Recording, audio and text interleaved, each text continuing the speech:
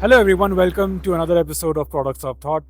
I'm your host, Aman, and I'm with these wonderful folk from Roll the Dice. Could you please introduce yourselves? Hi, I'm Shashi. I'm from Mysore, and we are from Mysore actually, the Roll the Dice. So we have been building traditional Indian board games for the last so many years. Me along with my wife Tanushri. So we are doing that. And Hi, my name is Harsha, and I am representing Gaja Games. I am being a part of Roll the Dice because one of my game called Uttarayan, which is launching in Uttarayan itself. So we have come for the demo piece of like prototype testing and all. So that is how we are connected over here. We are into Indian games itself, particularly Indian, like tell the Indian story to the Indian audience through the game. Board gaming in India extends like thousands of years ago. It's not something which is new to us. It's something which is very inherent in our blood. Uh, One of my favorite historians, Irvin Finkel, I think is Yeah, I in. have heard about it. So he talks a lot about the history of Indian board gaming, and I saw the postcards that you have in on the back of which you have like rules of so many different kinds of board Yes. games that exist. Can you talk a little bit? So this is an initiative like when I started Gaja Games, I started with a fusion games kind of it. Okay, already games are there, Indian games are there. Why it is not taught on it? So how to spread the awareness? It should be simple, easy to communicate, and that was one of the reason why we started with postcard games. So it is very simple. Even on the go, you can play it, and the beauty of Indian games is you don't need a meeple or an pawn to do it. Even the ground nets, even the grains will become your pawns and you can play it. And usually, like cowrie shells is the main thing in a South Indian, typical South Indian board games has it.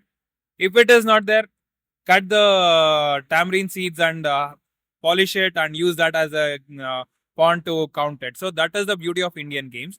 And most of the like as a history, like if you want to see these Indian games, most of the temples you visit in South India, Yeah. there is on the rocks itself. Just the boards are there. Who played when they created that board? Nobody knows it. what used to happen was, in a sense, culturally, the temples have been centers of activity for Indian people. In a sense, art forms like dances, music, everything has thrived inside temples. So, and temples are meeting places for people in the surrounding areas. So, and what best place to get together and play some games? In some sense, these games have been invented, they have been evolved over a period of, as you said, millennia from our history. So you won't believe it if I say that the Pagade, what you find in Mahabharata, also has references in Rig Veda, which is the oldest the saying book known to man. So, and it's not called as Pagade or Chosar or whatever. It is called as Akshakrida. Akshakrida means, in a sense, it is actually it refers to any game that is played with dice.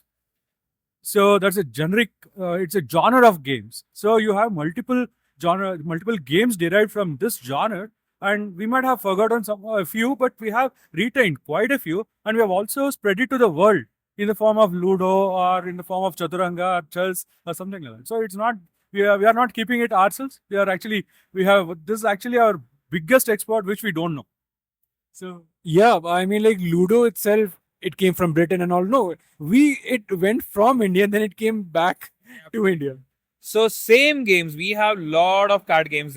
We will call Teen Patti or whatever it is right now. 1, 2, 3, Rummy and all. This is inbuilt in history of India, and everyone plays it in Diwali, after Diwali, or after the Yugadi season, or in the start of the year. They will play it as a day to cherish the moment, have fun and all. Similarly, Cheduranga or chess, whatever we call the modern day chess, it was played with kings. So it was, in fact, Cheduranga means four headed. It's not two-player game. Actually, it is four-player game, and it got like maintained, reduce the quantity, increase the things and all. It went into a chess where only two players are playing kind of it. But Cheduranga is the origin of chess kind of it. Or Shataranj is what is called in Hindi. Shatranj. Uh, we also, you showed me a game which you also said that kind of has its not origins but is also referenced in the Ramayana, where Sita played this single game. There it is called Palguni and Sitai Ata, where that game is like each like 7 holes. it hasn't consecutive numbers like 1, 2, 3, 4, 5, 6, and 7. The opposite, the same thing will be mirror, not the mirror, mirror symmetrical image will be there. The saying or the folklore says that when Sita was in Vanavas, this one Ravana's thing, she carved it on the stone and she used to play with the stones itself, and it's a never-ending game.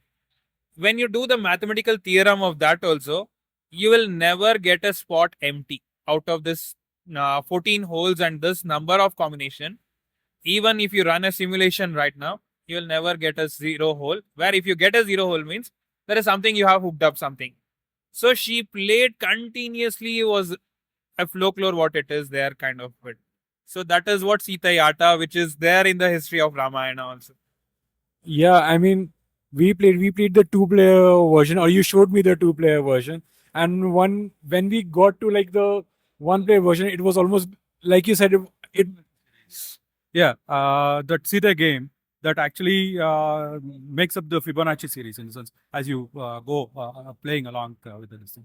And even the normal play, whatever we do with that board that is called as Alagulimane in Kannada, it actually teaches simple arithmetic to complex strategy and planning for kids. So it's a very interesting game.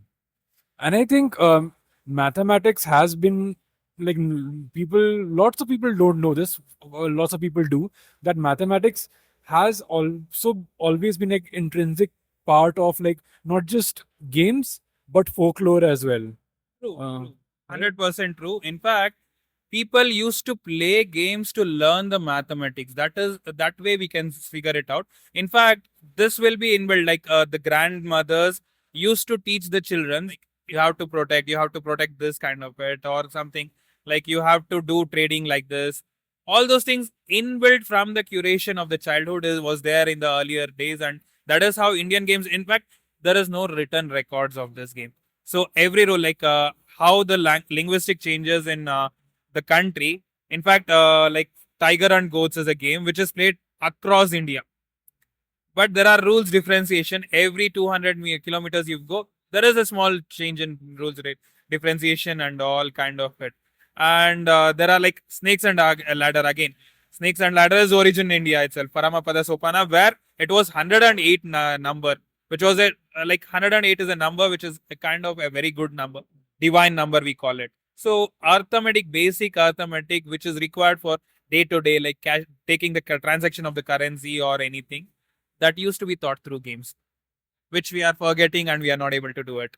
and I'm so glad that you guys are preserving this tradition and like sharing it with the whole world. Lastly, where can we find you guys and where can we purchase these games? Can purchase these games on our website, rollthedice.in. ROLLTHEDICE.in. And All right. Same. Rollthedice.in is the right now purchasing platform for even Gaja games also. All right. Shashi and Harsha, thank you so much for giving me your precious time, and I hope you guys learn something. If you not, then check these games out. I heard they are pretty cool.